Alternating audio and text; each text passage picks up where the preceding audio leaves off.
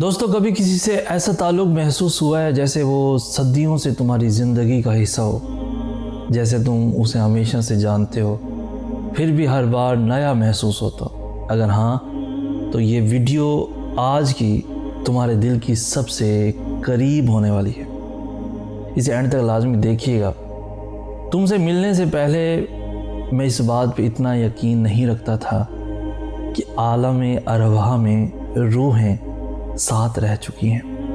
پھر تم میری زندگی میں آئی، ہمارے شہروں کے درمیان میلوں کی مسافت تھی، ہماری پہلی بات چیت تھی۔ میں حیران پریشان سا تمہیں سنتا جا رہا تھا، ایسا لگ رہا تھا یہ تم نہیں بلکہ میں بول رہا ہوں۔ تمہارے خیالات، تمہاری خواہشات، ایک ایک چیز میرے مطابق تھی، اور جب میں نے بولنا شروع کیا تمہارے ماتھے پہ دو بل پڑ گئے۔ شاید تم بھی مجھے سن کر حیران ہو گئی تھی۔ یہ سب کتنا عجیب تھا، ایسا لگ رہا تھا ہم صدیوں سے ساتھ رہے۔ یہ سب کتنا عجیب سا تھا، ایسا لگ رہا تھا ہم صدیوں سے ساتھ رہے ہیں۔ درمیان میں گزری گئی عمر نیند کی خماری میں گزاری ہے، جس میں بس تمہارا وجود میرے پاس نہیں تھا، مگر تم یہیں کہیں تھی۔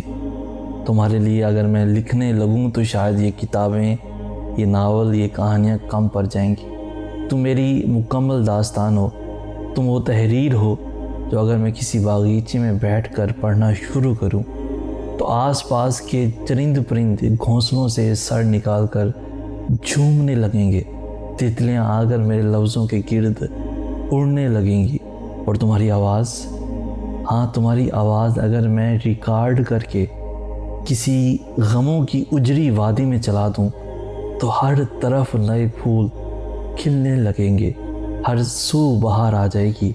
تمہاری مسکراہٹ میرے وجود کو وہ تازگی بخشتی ہے کہ میں کچھ دیر کے لیے بھول جاتا ہوں کہ مجھے کوئی غم بھی ہے۔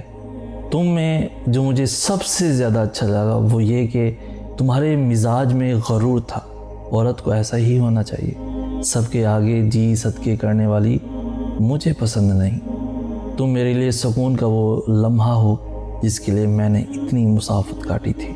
تمہارے بعد ایک منٹ بھی ایسا نہیں گزرا کہ تمہاری یاد نہ آئی ہو یا تمہارے خیال سے کوئی لمحہ خالی ہوا ہو۔ بس بہت سی باتیں ایسی ہوتی ہیں جو انسان کو اندر ہی اندر کھا جاتی ہیں، جو قابل بیان نہیں ہوتی، چاہ کر بھی تم سے رابطہ نہیں کر سکتا۔ اب تک کی کیفیت سے اتنا سیکھا ہے کہ بھول جانا، بھلا دینا، محبت ختم ہو جانا یا نفرت کرنے لگنا، یہ محض باتیں ہوتی ہیں۔ حقیقت یہ ہے کہ جن سے ایک دفعہ دل کا رشتہ جڑ جائے نا، تو نہ تو ان کو بھلایا جاتا ہے اور نہ ان سے کنارہ کیا جا سکتا ہے، اور نفرت کا تو سوال ہی پیدا نہیں ہوتا۔